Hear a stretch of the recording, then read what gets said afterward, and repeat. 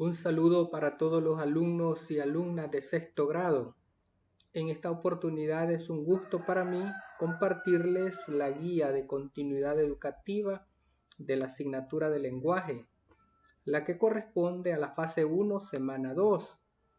Nos vamos a las generalidades.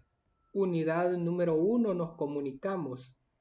Contenido, propósito, destinatario y lugar de la comunicación de las situaciones comunicativas. Actividad 1. Contesta las siguientes preguntas. ¿Qué tipo de comunicación conoces? ¿Qué necesitas para comunicarte adecuadamente? Esas preguntas se van a contestar en el transcurso que vayamos estudiando la guía. Son parte de los conocimientos generales que se nos solicitan para poder iniciar el proceso de aprendizaje.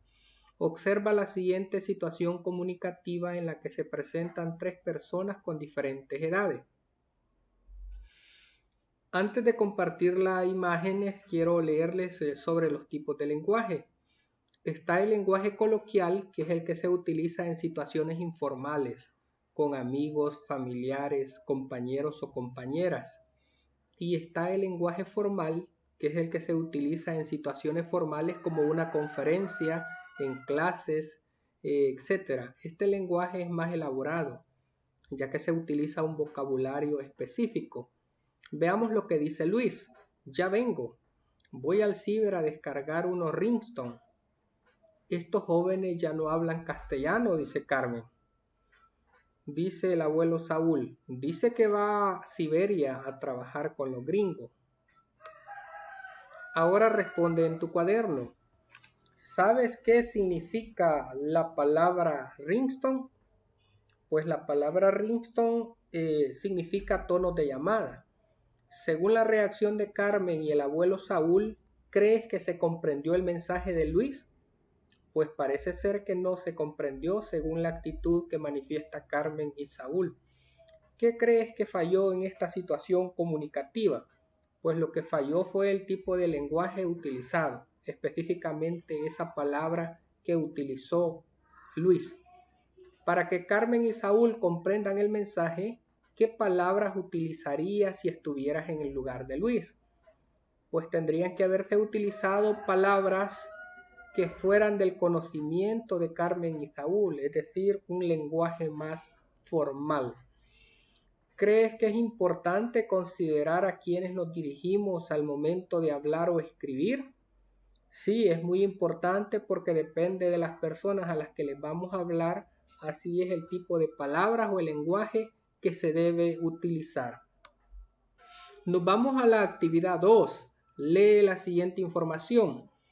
Cada vez que se produce un acto de comunicación entre dos o más personas que están frente a frente, se debe considerar un tipo de lenguaje, tono de voz, gestos y ademanes. Lee de nuevo el ejemplo de Luis, Carmen y el abuelo Saúl. Luego responde las siguientes preguntas. ¿Qué tipo de lenguaje utilizan los personajes? Pues Luis utiliza un lenguaje informal. Carmen utiliza un lenguaje formal. Y Saúl, el abuelo Saúl, utiliza un lenguaje informal o sarcástico también. ¿En qué lugar crees que se desarrolla esta situación comunicativa? En el hogar. ¿Cuál es el propósito que quiere comunicar Luis a su familia? Que va a salir a descargar unos tonos de llamada al ciber. Eso es lo que él trata de decir. Actividad número 3. Observa las siguientes situaciones y selecciona el tipo de lenguaje que se utiliza. Lee las siguientes definiciones.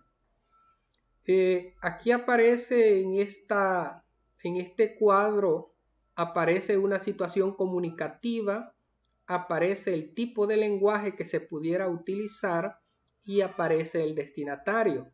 Dependiendo de los destinatarios o de las personas a las que se le está hablando, así es el tipo de lenguaje que hay que seleccionar. Veamos en este ejemplo. Carla celebra su cumpleaños en su casa y da las gracias a los invitados. ¿Qué tipo de lenguaje sería el más adecuado? Sería un lenguaje informal, porque Carla se está refiriendo o se está expresando hacia sus amigos y amigas. Entonces el lenguaje informal sería el más adecuado. Ahora, el alcalde da su discurso al público en el Parque Central de la ciudad de La Palma. Las personas a las que se va a referir el alcalde es toda la comunidad. Entonces ahí existen diferentes tipos de personas. Por lo tanto, el lenguaje más idóneo para poder hablar con ellos sería el lenguaje formal. Avanzamos en el desarrollo de la guía. Lee las siguientes expresiones y explica el propósito de cada hablante. Observa el primer ejemplo. Tenemos una tabla de 2 columnas y 5 filas, donde aparece en la primera columna la expresión o enunciado y en la columna de la derecha el propósito, es decir, cuál es el objetivo de lo que se dice. En la expresión pobrecito, de seguro ese perrito está perdido. ¿Cuál es el propósito? El hablante expresa lástima. En la expresión te felicito, hiciste un excelente trabajo. ¿Cuál es el propósito? El propósito es felicitar a la persona que está escuchando ese mensaje, es decir, al receptor. En la expresión, en serio, discúlpame, no me di cuenta que aún usabas ese juguete y lo boté, se está expresando un mensaje de disculpa hacia la otra persona, es una disculpa. En la expresión, Juan, confía en ti, tú puedes ser el campeón de los juegos de ajedrez siempre que te lo propones. Se está expresando un mensaje de ánimo y de confianza para la otra persona, o sea, para el receptor de este mensaje. Así quedaría completado este cuadrito que se nos está proponiendo. Así es que ahí les propongo una forma de poderlo completar o llenar. Para elegir el registro adecuado a las distintas situaciones comunicativas se deben tomar en cuenta los siguientes aspectos. El propósito de la comunicación, la persona con la que te comunicas y el lugar donde conversas o donde se publicará tu escrito. Estos 3 aspectos hay que considerar. Además se une el tono de voz y la entonación. Es decir, que todo esto está interrelacionado al momento de que nosotros realizamos un proceso de comunicación.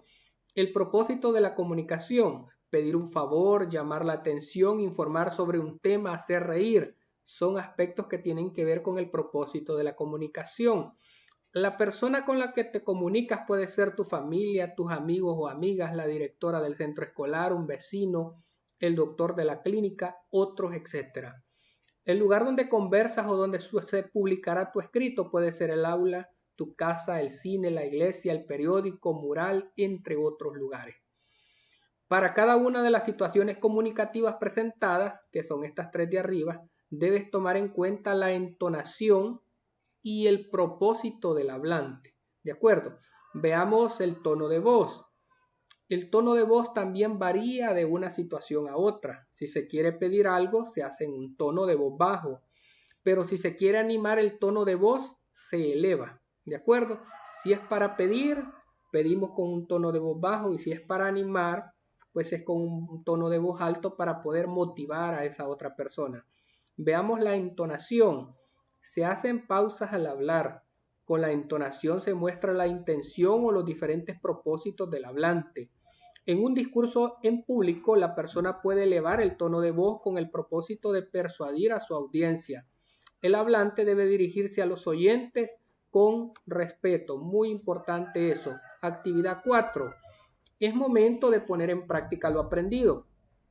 Esta es la actividad de cierre. Escribe una carta a tu docente en una hoja de papel bond. Hay que planearlo primero. Piensa en el tipo de lenguaje que vas a utilizar. Recuerda que es una carta formal y es para tu maestro o maestra.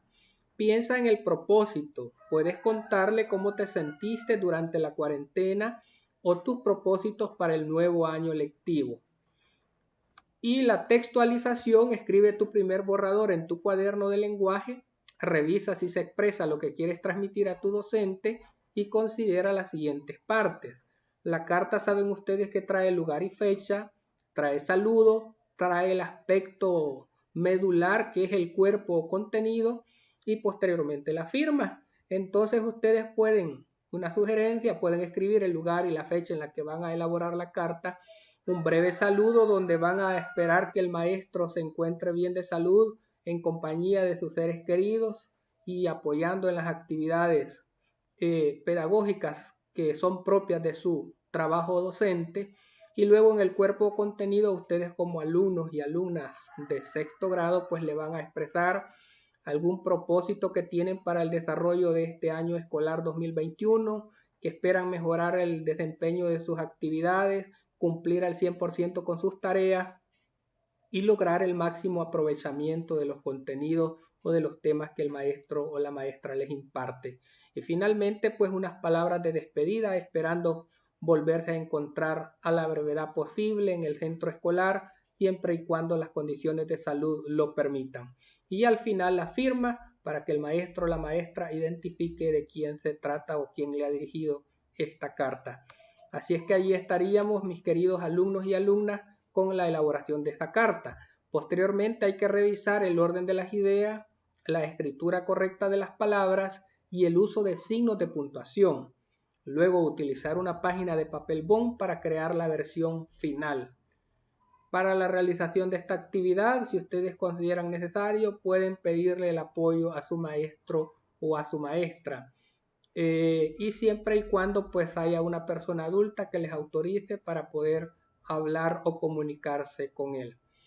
Posteriormente tenemos lo que es la autoevaluación, donde ustedes van a marcar, de acuerdo a cada uno de los criterios, si se ha logrado o si se necesita reforzar cada uno de estos aspectos trabajados en esta guía de estudio. Espero que el apoyo que les he brindado sea de mucha ayuda y que puedan lograr buenos resultados. Muchas gracias, bendiciones para todos y todas.